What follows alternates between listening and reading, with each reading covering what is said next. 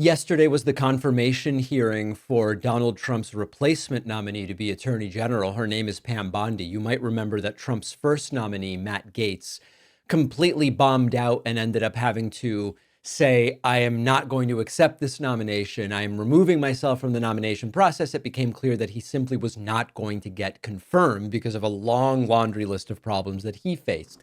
Now, my suspicion was Trump will pick someone less cartoonishly cuckoo, but it will be someone just as dangerous and, most importantly to Trump, just as much of a doormat lapdog type of loyalist. And that is indeed what we learned about Pam Bondi yesterday, as if we didn't know it. Now, remember the backstory before we even get into her confirmation hearings.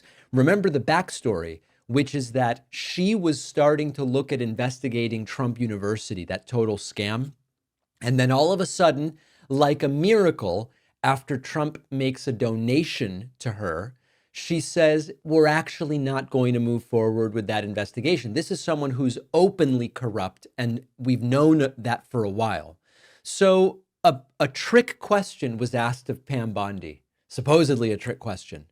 Who won the 2020 presidential election? And this is really becoming a sanity check, where if you consider it a trick question, something is wrong with you, not with the question. Here's Senator Mazie Hirono, and it doesn't go well. I want to ask you a factual question. Who won the 2020 presidential election? Joe Biden is the president of the United States. Ms. Bondi, you know that there is a difference between acknowledging it and, I can say that Donald Trump won the 2024 election. I may not like it, but I can say it. You cannot say who won the 2020 presidential election. It's not that she can't, it's that she won't. Okay. It's disturbing that you can't give voice to that fact. This was a theme. This is being considered a gotcha now. And here is Senator Adam Schiff with the exact same topic, and she simply will not answer. It also requires you, if you're going to be a good attorney general, to be able to tell hard truths to the president. Yeah, so my right. questions now are, can you tell hard truths to the president? So let me start with an easy truth that you could speak to the president. Can you tell him that Donald Trump lost the 2020 election? Can you say that? Do you have the independence to say that? Do you have the gravitas, the stature, the intestinal fortitude to say, Donald Trump, you lost the 2020 election? Can you tell us that here today?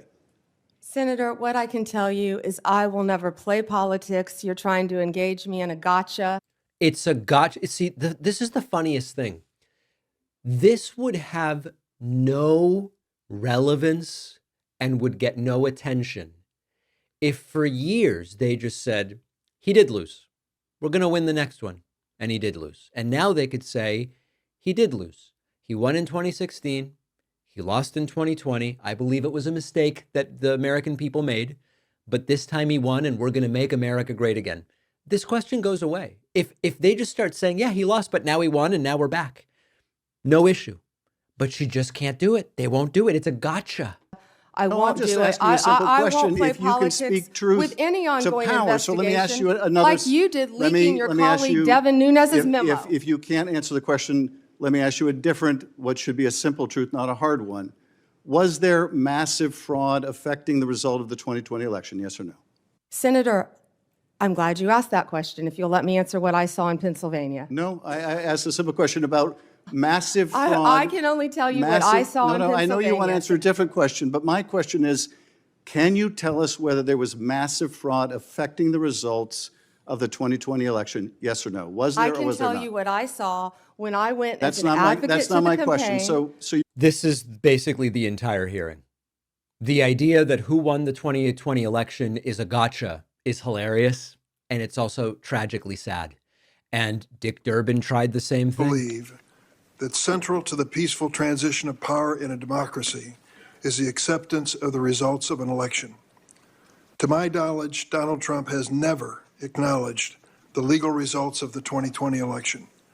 Are you prepared to say today under oath without reservation that Donald Trump lost the presidential contest to Joe Biden in 2020? Ranking Member Durbin, President Biden is the President of the United States. He was duly sworn in, and he is the President of the United States. Which is the most pathetic cop-out they've come up with. There was a peaceful transition of power. President Trump left office and was overwhelmingly elected in 2024. Of course, there wasn't really a peaceful transfer of power. It was delayed amidst 1,000 arrests and violence and criminality in the Trump-inspired riots. But other than that, it was completely peaceful. And then Senator Alex Padilla from California asking, will you defend birthright citizenship as the law of the land? Because it is the law of the land. And Pam Bondi says, well, I'm going to have to study it. Really? You have to study whether you will defend the law. The 14th Amendment. Now, you've testified repeatedly to this committee that you will uphold the laws of this country and defend the Constitution of the United States. Do you believe birthright citizenship is the law of the land, and will you defend it regardless of a child born in the United States, regardless of their parents' immigration status? Senator, I will study birthright citizenship. I would love to meet with you regarding Matt, birthright you're asking us citizenship. to Can I continue answer to the serve as the question? Attorney General of the United States, and you still need to study the 14th Amendment of the Constitution? That is not helping me have more confidence in your ability. And of course, what she means is, I don't like that we have birthright citizenship. And what I'm going to study is whether there are any arguments I could make, novel interpretations maybe of the 14th Amendment, or any way that I could get out from having to continue allowing birthright citizenship, which is the law of the land. Now, it's very popular among Republicans to say the U.S. is the only country with birthright citizenship. Of course, it's not true. There are dozens of countries with birthright citizenship. Some it is essentially identical to the United States. Some there are various stipulations and conditions, but it is still a form of birthright citizenship. Dozens of such countries, but they don't care. They love these talking points. The U.S. is the only place that allows this. No, it's not. Absolutely untrue. And when she says she will study it rather than saying I will of course defend it, she is saying I'm going to try to figure out how to get out of it. So what we meant when we said less cartoonish than Matt Gaetz, but not less dangerous, not less incompetent, not less of a doormat loyalist to Trump, Pam Bondi is perfectly emblematic and representative of that. She will certainly be confirmed to be the next Attorney General of the United States. And it's really important for us, especially in independent media, especially in areas where there are grievance purveyors coming in with this forthcoming administration.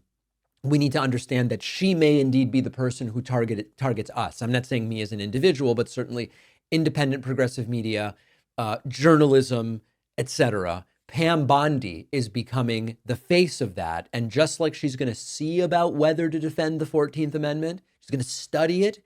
There is no doubt that she and her underlings are going to see what can we do to hamper the sorts of voices that also exist in progressive independent media. Scary stuff.